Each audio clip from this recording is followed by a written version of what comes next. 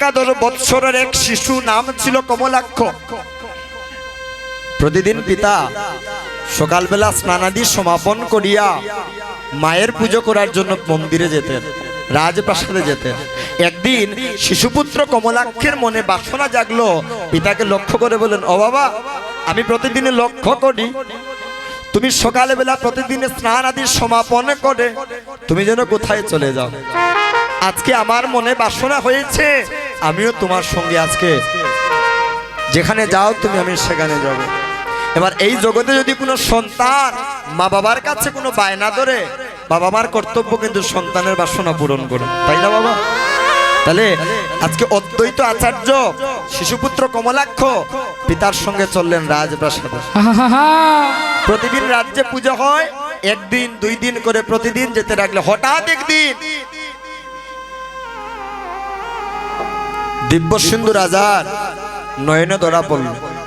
কি বলে? রাজ্যের সমস্ত ভক্তগণ প্রজাগণ পুজোর শেষে মাকে প্রণাম করে, কিন্তু একটা শিশু মাকে কোনোদিন কখনো প্রণাম করে না। খোঁজ নিলেন, খোঁজ নিয়ে দেখলেন ওই ছেলেটা আর কেউ নয়, বলে কুবের আচার্যের পুত্র কমলাক্ষ। একদিন পুজোর শেষে ডাক দিলেন, ও কুবের,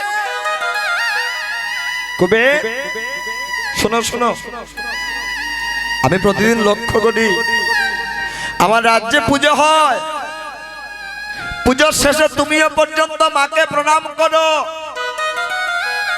কিন্তু তোমার পুত্র কমলাক্ষ মাকে কখনো কোনো দিন প্রণাম করে না। আগামীকাল যদি সে মাকে প্রণাম না করে আমি তোমাকে আমার রাজ্যে রাখবো না, বিতাড়িত করে দেব। যেই মাত্র পিতা কবির আচার্য এই কথাটা শ্রবণ করলেন, বাবা, শ্রবণ করা মাত্র বাড়িতে গিয়া শিশুপুত্র কমলাক্ষকে লক্ষ্য করে বললেন, ও বাবা, তুমি প্রতিদিন আমার সঙ্গে যাও বটে, আমি মায়ের পুজো করি, মাকে পুজো করে আমিও পর্যন্ত মাকে প্রণাম করি, কিন্তু তুমি কখনো প্রণাম করো না কেন? আস্তে আস্তে, তুমি কখনো প্রণাম করো না কেন বাবা? ও আমি যে প্রণাম করব, তোমার মা কি আমার প্রণাম গ্রহণ করবে? যাও তোমার দিব্য সিন্ধু রাজাকে বলে দিও আগামীকাল আমি তার মাকে প্রণাম করব, যদি সে আমার প্রণাম গ্রহণ করে। কথাটা পৌঁছে গেল দিব্য সিন্ধু রাজার কর্ণমূলে। যেই মাত্র কথাটা শ্রবণ করলেন, শ্রবণ করা মাত্র সমস্ত রাজ্যে ঢোল পিটিয়ে দিলেন। সামান্য একটা দুধের শিশু, সে বলছে মাকে প্রণাম করবে, আর মা গ্রহণ করবে কিনা।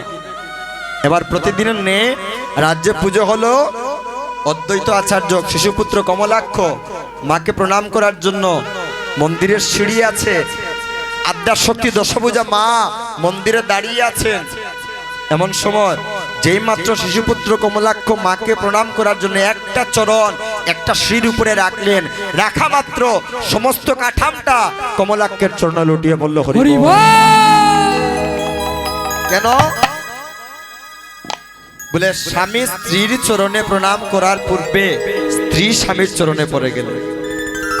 যেজন পূর্বলীলায় ছিলেন দেবাদিদেব মহাদেব, সেই মহাদেব আজ কলিযুগে অদ্বৈত আচার্য রূপে যেই মাত্র প্রণাম করবে, স্বামী স্ত্রীর চরণে প্রণাম করার পূর্বে স্ত্রী পড়ে গেলেন স্বামীর চরণে। এবার কুবের আচার্য দেখলেন ছেলেটা কোনো সাধারণ ছেলে নয়। বেরি দাও, বেরি দাও, এই ছেলেটা কোনো সাধারণ ছেলে নয়। এবার পিতা কুবের আচার্য দেখলেন আর উপায় নাই। ওই দিনই রাত্রিবেলা শিশুপুত্র কমলাক্ষকে নিয়ে চলে গিয়েছিলেন নবদ্বীপের শান্তিপুরে। যেই মাত্র শান্তিপুরে গেলেন, আমাদের বর্তমান সময় দেখবেন বাংলাদেশের প্রতিটি ঘরে ঘরে অঞ্চলে অঞ্চলে প্রান্তে প্রান্তে স্কুল কলেজ বিদ্যালয় আছে, আছে না বাবা? কিন্তু তখনকার সময় সচরাচর এইভাবে বিদ্যালয় ছিল না। অদ্বৈত আচার্য নবদ্বীপের শান্তিপুরে গ্রন্থ অধ্যয়ন করতে করতে ওনার এমন একটা মনোভাব তৈরি হলো, তিনি কলির জীবের জন্য ভাবতে লাগলেন। তাই মহাজন বৈষ্ণব পদকর্তা ভাব রাখলেন কি, নাই হরি ভক্তিলেশ মায়ায় মুগ্ধ সর্বদেশ, অদ্বৈত বলে করি কি উপায়। পাপে পাপাচ্ছন্ন কলিহত জীবের দুঃখ দুর্দশা দর্শন করে মহাবিষ্ণু অবতার শ্রী অদ্বৈত চন্দ্র মনে মনে ভাবে হাই রে জীবের কি হবে গতি, কৃষ্ণ নামে কলিজীবের কোনো মতি নাই গো। পাপে পাপাচ্ছন্ন কলিহত জীব, কৃষ্ণ নামে কলিজীবের কোনো মতি নাই। আমরা কলিহত জীব। কলি শব্দের অর্থ হচ্ছে যে ফুল সম্পূর্ণভাবে প্রস্ফুটিত হতে পারেনি, আর হত শব্দের অর্থ হচ্ছে মৃত। বলবেন আমরা তো জীবিত, বলে না, আমাদের দেহের মধ্যে যদি চৈতন্য থাকতো মা, তাহলে আজও রাস্তার দ্বারা দ্বারে 5 সন্তানের মা ভিক্ষা করতো না। আমাদের দেহে যদি চৈতন্য থাকতো, তাহলে আমাদের মধ্যে আজ পর্যন্ত একতাই থাকতো। আমাদের মধ্যে চৈতন্য যদি থাকতো, এক বাড়িতে 2 ভাই থাকলে বাড়ির মধ্য থেকে ওয়াল হইতো না। আমাদের মধ্যে যদি চৈতন্য থাকতো বাবা, তাহলে আগেকার দিনে একটা কলসির জলে 5টা কলসি ভরত, আর এখন 5টা কলসির জলে একটা কলসিও ভরে না। কীর্তনটা আপনারা বিচার করবেন। একজন মায়ের স্তনদুগ্ধ পান করিয়ে 5টা সন্তান বড় হলো, আর সন্তান যখন বড় হয় বলে বাবা বড় ছেলের ঘরে 1 মাস, আর মা ছোট ছেলের ঘরে 1 মাস। অথচ একটা সন্তানের মনে বাসনা জাগে না, আমি তো আমার মায়ের স্তনদুগ্ধ পান করে বড় হয়েছি। তাহলে আমরা কি কীর্তন শ্রবণ করি বাবা? মনে রাখবেন, যৎ কর্ম তৎ ফল। আজকে আপনি আপনার মা বাবাকে কষ্ট দিচ্ছেন, আগামীকাল আপনার সন্তান আপনাকে কষ্ট দেবে। হরি বল, হরি বল। যে জয়ছে ভজে কৃষ্ণ তারে তৈছে ভজে। আপনি যেমন কর্ম করবেন, আপনার কর্ম অনুযায়ী আপনাকে ফল ভোগ করতেই হবে। আমরা বলি না যেমন কর্ম তেমন ফল। এই জগতে প্রত্যেকের প্রত্যেকটা কর্মের হিসাব প্রভুর কাছে দিতে হবে, একদিন না একদিন। এবার অদ্বৈত আচার্য দেখলেন পাপে পাপাচ্ছন্ন জীব, কলিহ জীবের কোনো গতি নাই, উপায় নাই। এবার মনে মনে ভাবছেন, হাই রে জীবের কি হবে গতি, কলিজীবের কি উপায় করা যায়। এবার ভাবছেন আমি তো একা। মহাজন বৈষ্ণব পদকর্তা ভাব দিলেন, একাই আমি কি করিব, তুষর বা কোথায় পাবো, কি করিব তুষর বা কোথায় পাবো। শ্রী অদ্বৈত ভাবে মনে মনে, হায় গো শ্রী অদ্বৈত ভাবে মনে মনে, ওরে শ্রী অদ্বৈত ভাবের মনে মনে, হায় রে শ্রী অদ্বৈত ভাবের মনে মনে। কালে আচম্বিত হরিদাস হইয়া হারে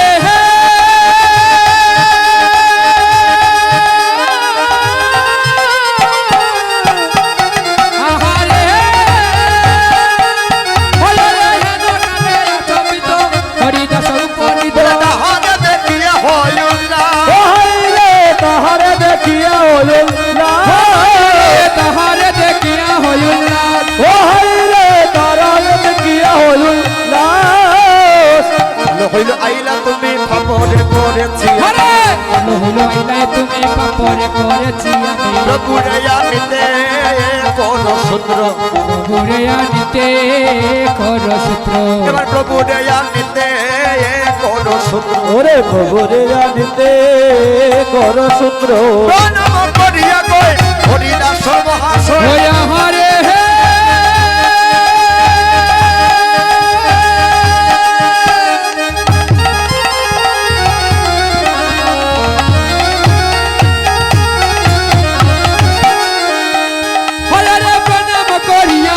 হরিদাস মহাশয়ে, তোমার উদ্দেশ্যে আইলাম আমি, ও হাই রে তোমার উদ্দেশ্যে আইলাম আমি, তোমার উদ্দেশ্যে আইলাম আমি, ও হাই রে তোমার উদ্দেশ্যে আইলাম আমি। একদিন সুরধনী গঙ্গার তীরে ভজনা করছেন, এমন সময় হেনকালে আচম্বিত হরিদাস উপনীত তাহারে দেখিয়া হয় উল্লাস। এবার হরিদাসকে দেখে অদ্বৈত আচার্যের আনন্দের সঞ্চার হলো। এই 1 পদের মধ্যে বাবা হরিদাসের জন্মলীলা নিহিত আছে। কেমন ভাবে সংক্ষিপ্ত করছি। সুরধনী গঙ্গার তীরে বসে একদিন ভজনা করছেন অদ্বৈত আচার্য।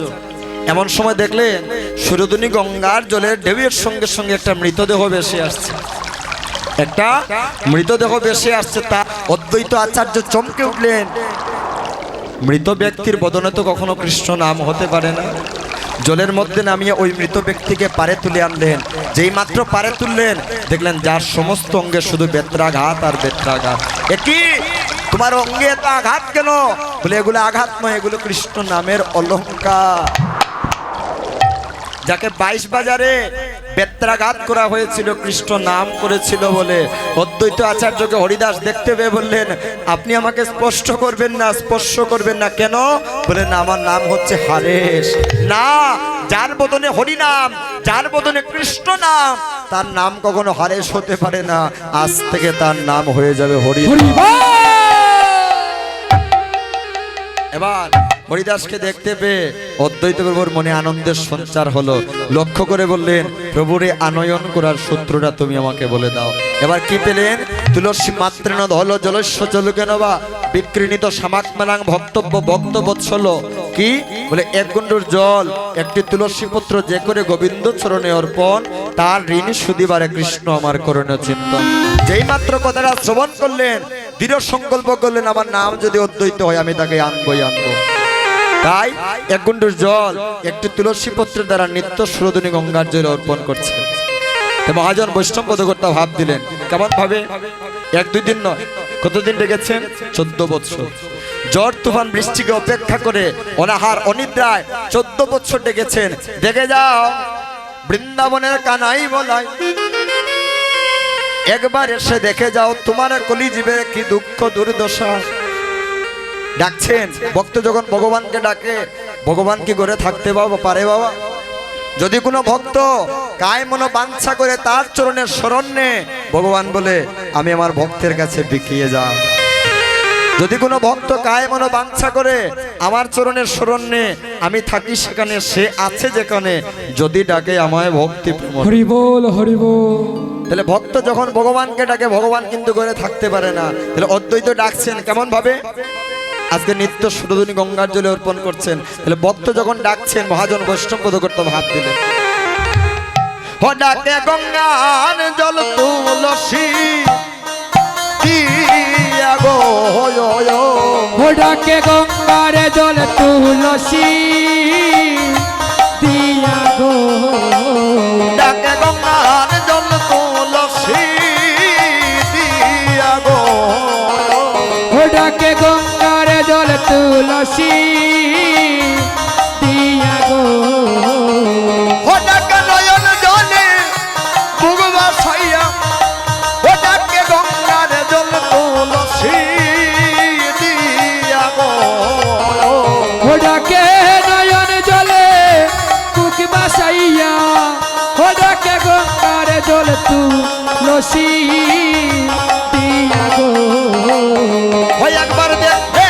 যাও হে দয়াল হরি, একবার দেখে যাও হে দয়াল হরি, একবার দেখে যাও হে দয়াল হরি, একবার দেখে যাও হে দয়াল হরি, তোমার কলি দিবে হরে কি দুর্দশা দেখে যাও হে দয়াল হরি, তোমার কলি দিবে হরে কি দুর্দশা দেখে যাও হে দয়াল হরি, আর কি প্রভু থাকিতে পারে, ও বলি আর কি প্রভু থাকিতে পারে, আর কি প্রভু থাকিতে পারে, হরে আর কি প্রভু থাকিতে ও হাইরে টান পড়েছে প্রেম ডুবে, আর কি প্রভু থাকিতে পারে, হরে টান পড়েছে ভক্তের প্রেম ডুবে, আর কি প্রভু থাকিতে পারে, টান পড়েছে প্রেম ডুবে, আর কি প্রভু থাকিতে পারে, হরে টান পড়েছে ভক্তের প্রেম ডুবে, আর কি প্রভু থাকিতে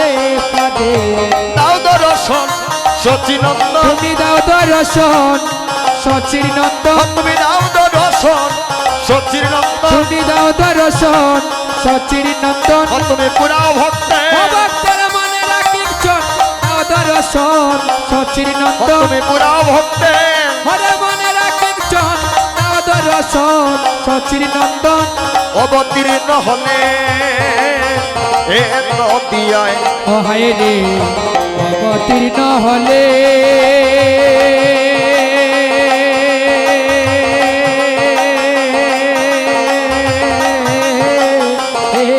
নদিয়ায়, ও হাইরে অবতীর্ণ হলে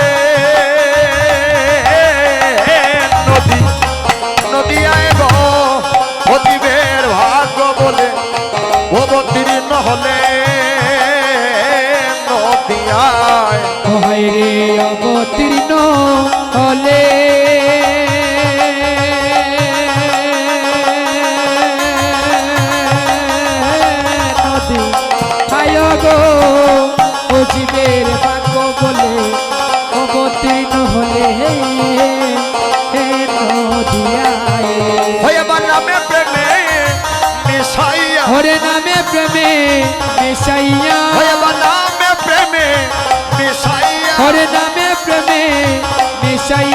হাইরে অবতীর্ণ হরে হলেন যাইয়া নামে প্রেমে ও মিশাইয়া হাইরে অবতীর্ণ হরে হলেন যাইয়া নামে প্রেমে মিশাইয়া পূর্ণ ব্রহ্ময়ুদয়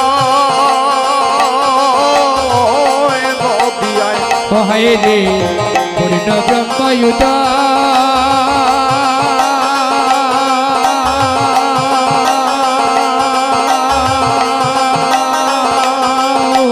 ওই নদিয়ায় হাইরে পূর্ণ ব্রহ্ময়ুদয় নদী নদিয়ায় গো জীবের ভাগ্য বলে পূর্ণ ব্রহ্ময়ুদয় নদিয়ায় হয় রে পূর্ণ ব্রহ্ময়ুত